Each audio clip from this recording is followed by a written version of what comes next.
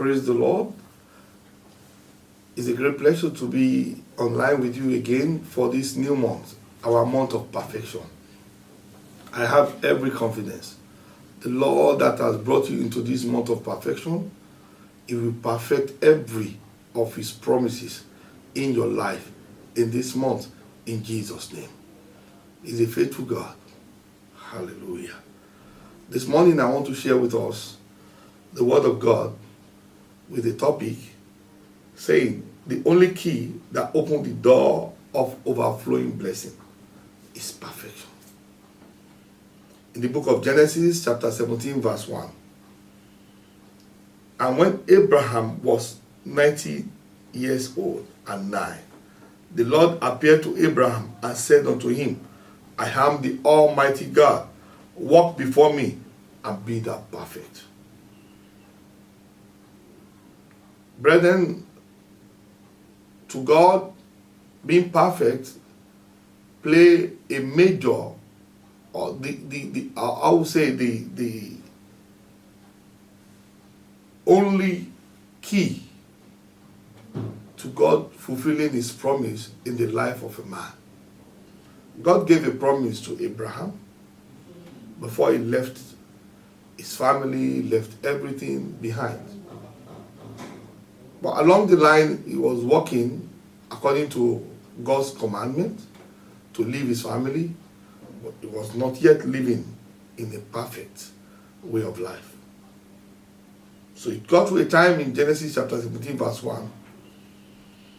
God has to talk to Abraham because it's time to choose on the path that will make God fulfillment of His promises being revealed in his life. And that was after 24 years, 99 years old.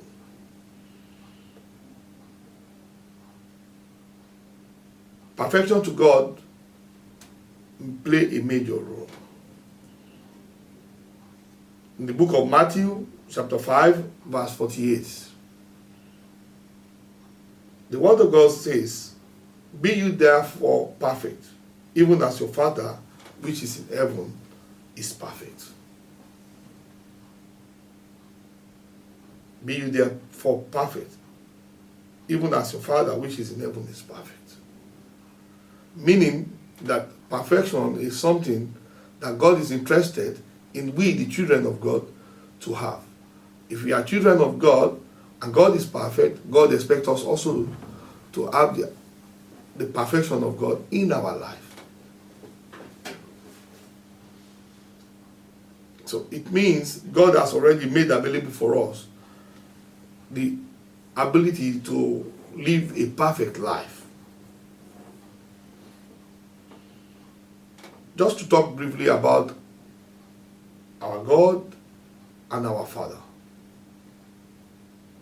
He's a perfect God, He's holy God. And the Bible describes Him in the book of Psalm 99 verse 1 to 5. He said, the Lord reigneth, let the people tremble. He seated between the cherubim, let the earth be moved. The Lord is great in Zion, and is high above all the people. Let them praise the great and the terrible name, for it is holy. In verse 4, he says, the king's strength also loveth judgment. Thou dost establish equity, thou executed judgment and righteousness in Jacob. Verse 5, he says, exalt you the Lord our God, and worship at His footstool, for He is holy. God is holy and is a perfect God. The Bible describes Him in the book of Habakkuk, chapter 1, verse 13. Habakkuk, chapter 1, verse 13. Is it, thou art of purer eyes than to behold evil, and cannot look on iniquity. Wherefore lookest thou upon them that deal treacheries, and holdest the tongue, when the wicked devoureth the man that is more righteous than he. Brethren in the Lord, our God is a perfect God and holy God.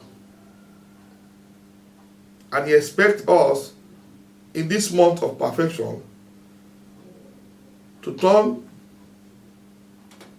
on any area of our life that we are struggling or maybe living in sins, to start to live a perfect life. I think it's time for us to stop giving excuses just like Abraham was doing before. Because excuses will only hinder God's restoration not to take place in the life of man. But after Abraham yielded to God's instruction in Genesis 17, we can see that God started to do a lot of restoration of all his promises being seen fulfilled in his life. Once again, I want to refer us to God's holiness. In the book of Isaiah chapter 6, God opened the eyes of Isaiah, and he saw God in his holy temple. Brethren, I pray that God will open your eyes in this month, and you will see that your Father is holy, and it deserves nothing more from we, the children, than for us also to be holy. The Bible says in the book of Romans chapter 6 verse 1 to 3. In Romans chapter 6 verse 1 to 3. What shall we say then? Shall we continue in sin that grace may abound? God forbid. How shall we that are dead to sin live any longer therein? Know ye not that so many of us were baptized into Jesus Christ, were baptized into his death? What shall we then say? I believe there's a popular saying among people, I cannot be perfect because I'm a human being. I believe this is not in the Bible. And what is in the Bible is what I told you just earlier. The Lord said we must be perfect as our Father which is in heaven is perfect. So the main question we want to ask, which I believe many of us will be asking in this month, is how can I be perfect? I just want to give you 4 answers to those questions. How can I be perfect? If you look at the book of Joshua chapter 1 verse 8, this is Joshua looking for a way to solve the big challenge he had in his way. And he ran to God. God, this is too difficult for me. What am I going to do? And God gave him an answer in Joshua chapter 1 verse 8. He said, this book of the law shall not depart out of the mouth, but thou shalt meditate therein day and night, that thou mayest observe to do according to all that is written therein. For then, please, I want you to understand this. He said, you have to read, you have to meditate. When you do this, when you fulfill what I gave as instruction, then thou shalt make thy way prosperous, and then thou shalt have good sources. That is, you will have perfect sources. But you cannot put the cart before the horse. For you to have perfection, to have things working for you in godly ways, in perfect way, it must go back to the same instruction.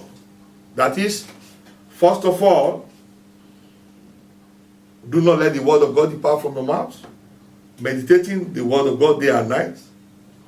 And as you meditate, start to observe, start to see every of your steps being taken according to the word, regardless of any situation. And then, the word of God guarantees us great sources. Joshua is a living testimony. He had great sources. That is the first thing that I want to give to you as an answer. The second one, you have to start to hide the word of God in your heart. The psalmist says in Psalm 119, verse 11. Psalm 119, verse 11. He said, your word I have hidden in my heart.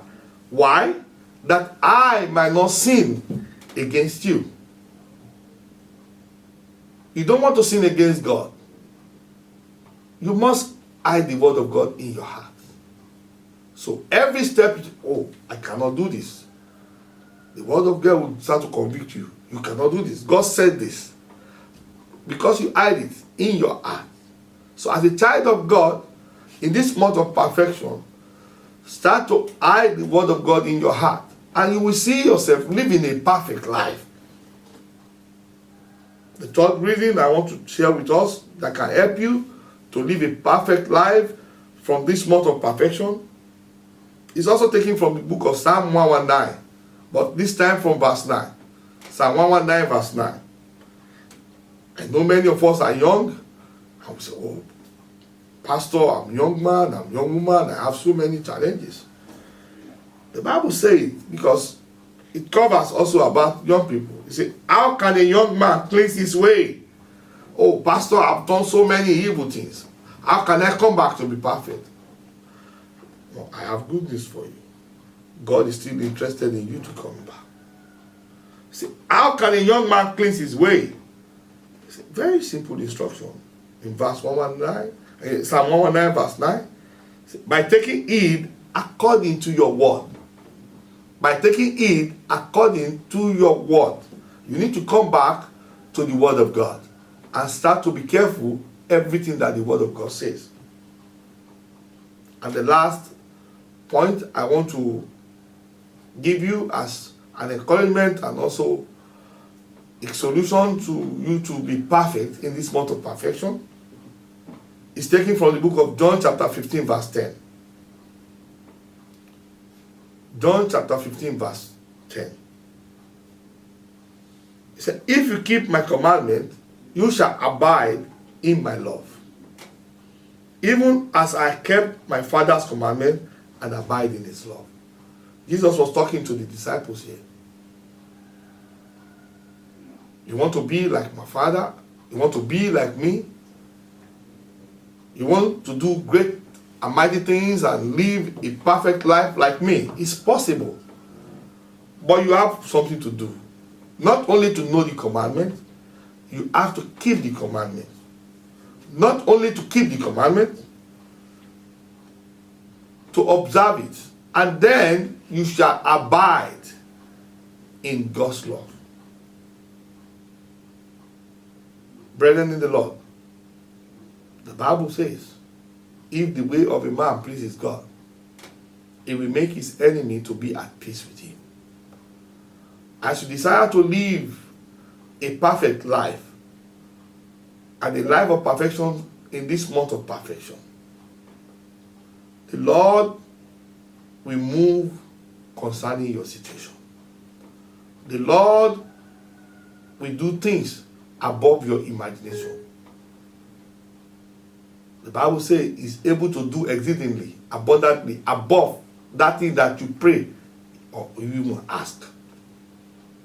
As you make this bold step today, to move away from every imperfection, to move away from every doubt, to move away from every confusing state that you have put yourself. I promise you, you will start to see the hand of God moving in your life. And you will never be the same again.